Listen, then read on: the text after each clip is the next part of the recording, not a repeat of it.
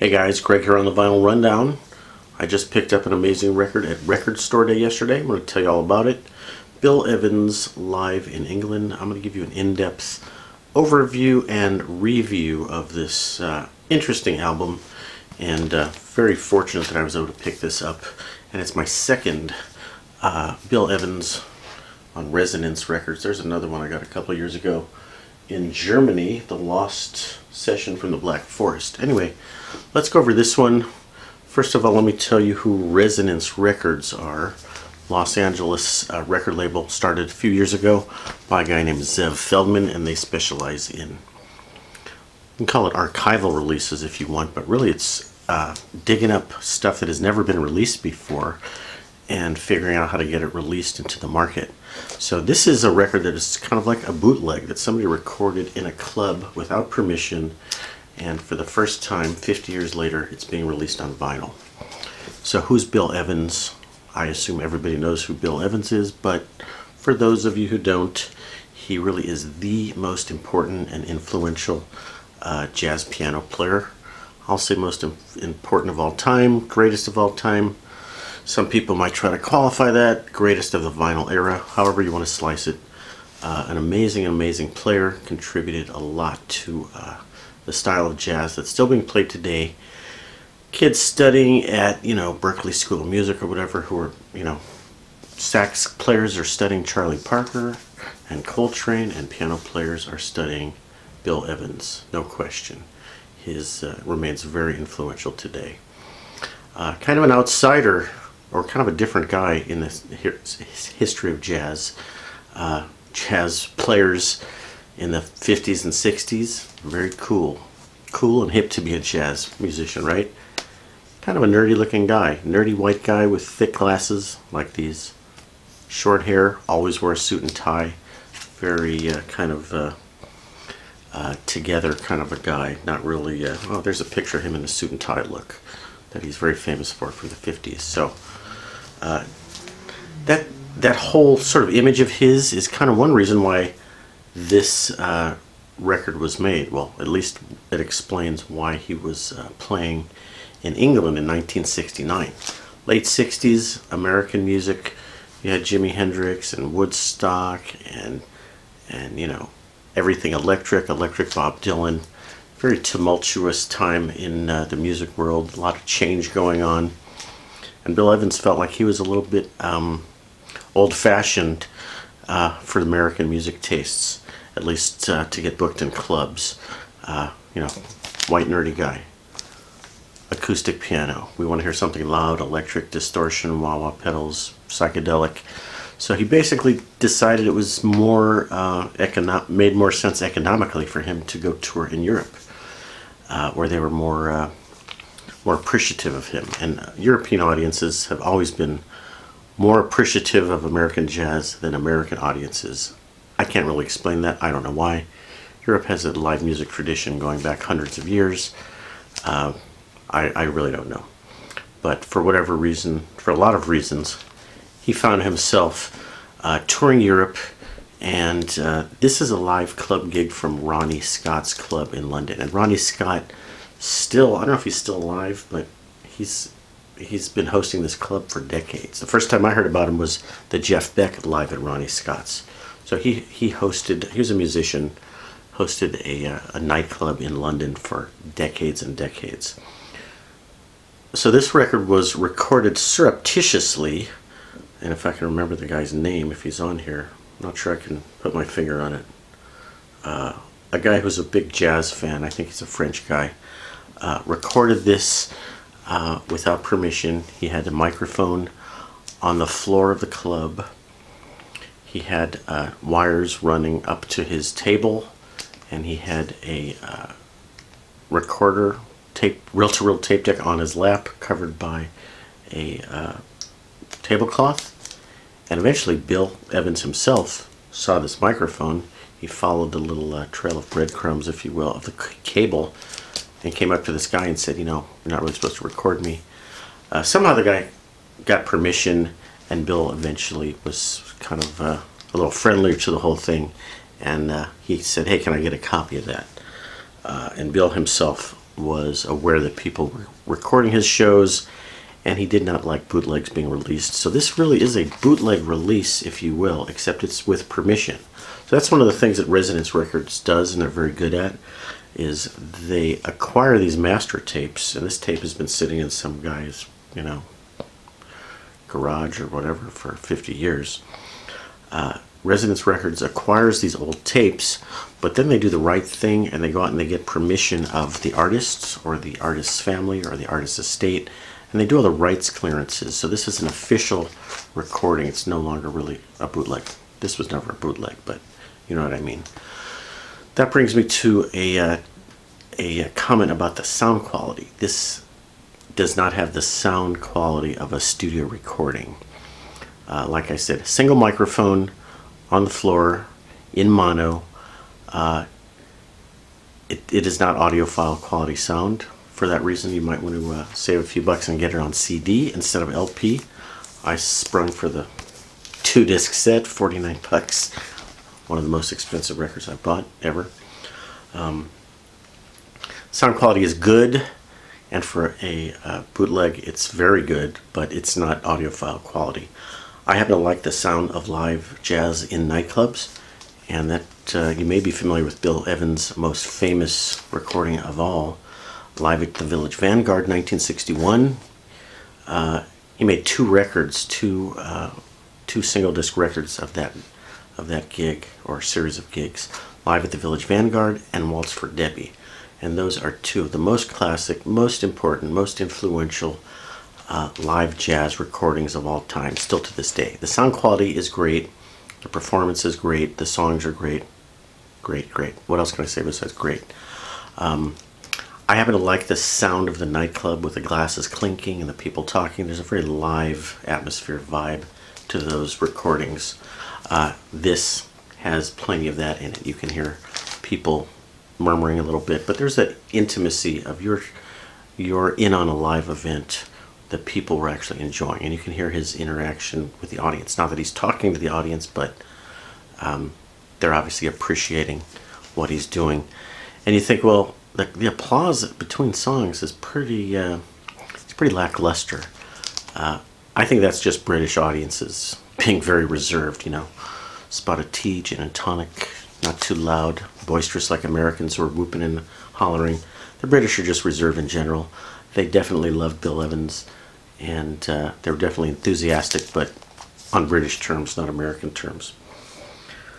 All right, let me unwrap this for you, and you can see what's inside. Really high quality production all the way through.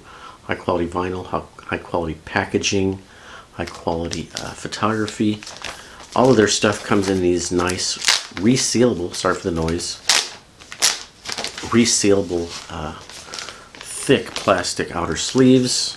I'll show you the hype stickers before I take them out. So, newly discovered Bill Evans from 1969. I forgot to mention the players, Eddie Gomez and Marty Morell.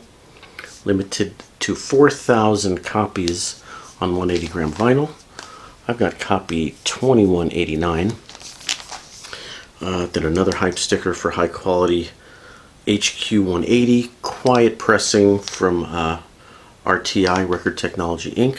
Good pressing plant, and the Record Store Day sticker. And let's take it out of the package. Okay. Resonance is doing a nice job with their packaging, consistently using high quality photography, high quality typography, thick, there's your, what do you call it, spine. I already showed you the back, but I really like the design. Red, Bill Evans. Now on the inside we have nice photography. Bill wearing some kind of a trench coat or something. It's cold in England, I'm sure. Soho, London in the late 60s, streets of London. And then Eddie Gomez and Marty Morell. And on the inside, I'll show you one. Nice labels, nice quality thick vinyl. And let me show you the inner, what do you call this thing? Booklet. the inner booklet. They do these really nice quality booklets on all their releases. Same picture of Bill wearing the giant coat. More traditional Bill Evans picture, wearing the suit and tie, always face down on the piano. That guy really concentrated on his stuff. They have some photos from the actual concert. Very extensive liner notes. There's liner notes and then there's actual interviews. So Bill Evans in Swing in London, Tales of the Tape, kind of the history of how the tape itself was found, who recorded it, how it came about falling into Zev Feldman's hands. A story of all the songs. I will mention some, maybe not all the songs. Leon Terjanian, I think that's the name of the gentleman who recorded it. And he was eventually a friend of Bill Evans, and he actually did a film about Bill Evans called, what's it called? Something about the stars. I'll try to remember. So, and then we have interviews with the players. Bill, you may know, passed away a long time ago, but Eddie Gomez on bass is still around. He did an interview just for this. And Marty Morell, the drummer, still around. He did an interview just for this. Really extensive inner, what do we call those, liner notes? Let me go over the songs. Okay, so I listened to this whole thing. Bought it yesterday at Record Store Day. It's Saturday. Came home Saturday night. Listened to record 1 on one turntable by myself late at night. Listened to disc number 2 this morning with my family on a different turntable out in the living room so everybody could hear it. Good Sunday morning listening also. So Bill Evans does a lot of the same songs in his live club gigs, but I like this song list. There's some unusual songs that you don't hear too often. So he starts with Our Love Is Here to Stay by George Gershwin. I mentioned that in a video a couple weeks ago because that was a song that my wife and I were supposed to dance to at our first dance at our wedding. Didn't go so well. Sugar Plum, song I don't know that well. Stella by Starlight, that is one of the most famous songs in jazz. That is the song that is through composed. There's no chorus verse, it's just one long song, but that is a classic jazz standard everybody should know.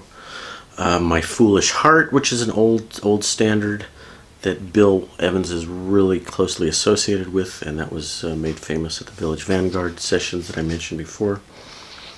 And then Waltz for Debbie, that is Bill Evans' most famous composition probably, and again the album by that same name, super famous. This version of Waltz for Debbie is kind of up-tempo, lively, faster than he usually records it. It's kind of a very sweet ballad, but actually a lullaby they call it, but this is a much faster version.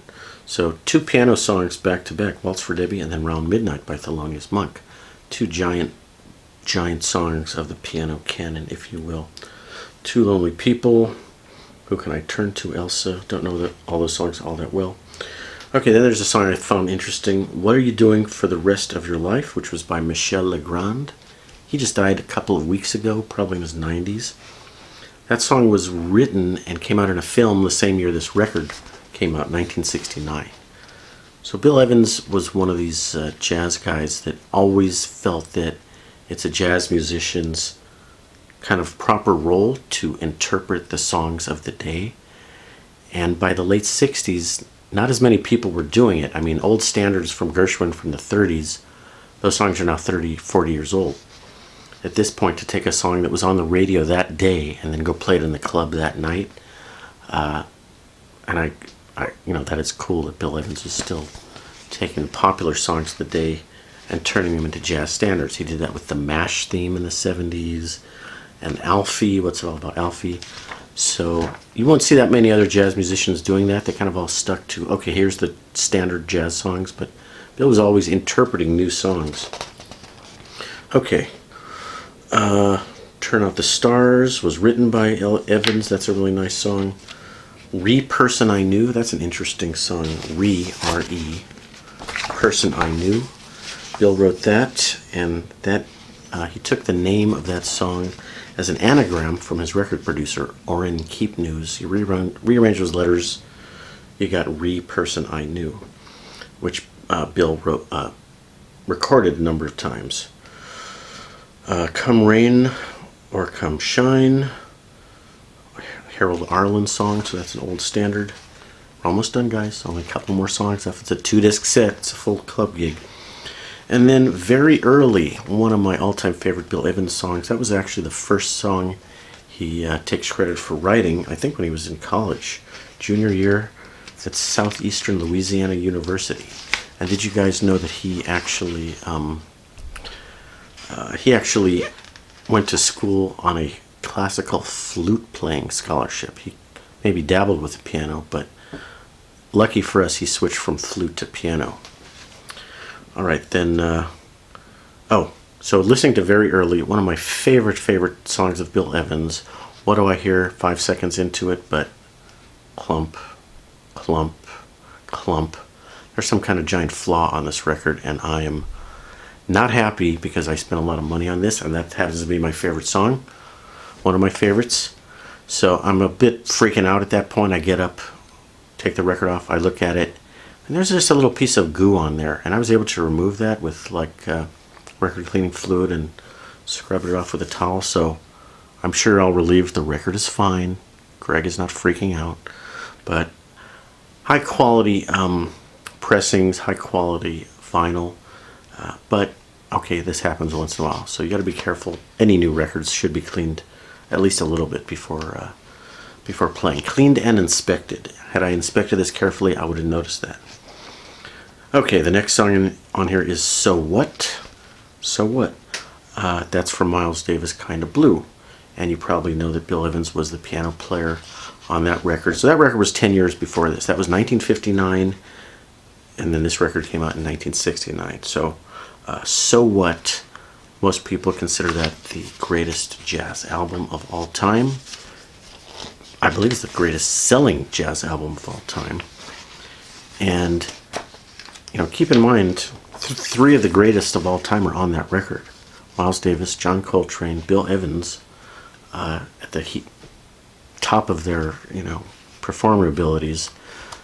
If you name the top 10 people in jazz history, those three would definitely be on here. So that's a powerhouse record. Some people actually have conjectured that Bill Evans was more important in writing the tunes on that record than maybe it was admitted to, or maybe he was given credit for. And this is a very unusual record since there's no Miles Davis. It's just piano. It's unlike one you've heard before. Okay, then a song called Midnight Moon by Joe Zawinul, who you may know from Weather Report. And finally, Polka Dots and Moonbeams, which is kind of a standard that Bill Evans played a lot. I think he had an album by that name. My first thing I noticed when I threw the record on, side one last night, the treble was a little muted. This is mono again. The treble was a little muted. The bass was a little more present than I would have expected. So I did turn up the treble, turn down the bass. Like I say, it's recorded under a tablecloth 50 years ago as a bootleg. The other thing that I noticed is the bass player, Eddie Gomez, is all over this record.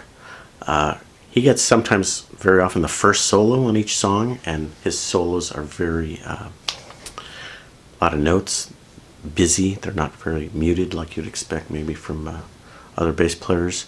I like Eddie Gomez's playing a lot. I was just kind of surprised at how present he was on this record.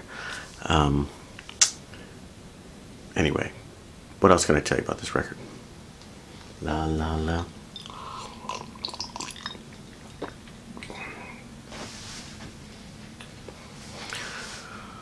Alright guys, that is my long review and look at the Bill Evans live from England on Resonance Records 1961. Keep your eye on Resonance Records. They're coming out with a lot of great stuff. They just did a nice thing on Eric Dolphy. This year at Record Store Day they also did a Wes Montgomery, and if I couldn't find the Evans I probably would have bought the Wes Montgomery. And if you have any old tapes in your attic from jazz shows that are like 40 or 50 years old and you don't know what to do with them, contact Zev at Resonance Records. He might want to release them. Thanks for watching, guys. Please consider subscribing to the channel. Let me know what you think about this video and Bill Evans, and keep spinning that vinyl. Talk to you soon.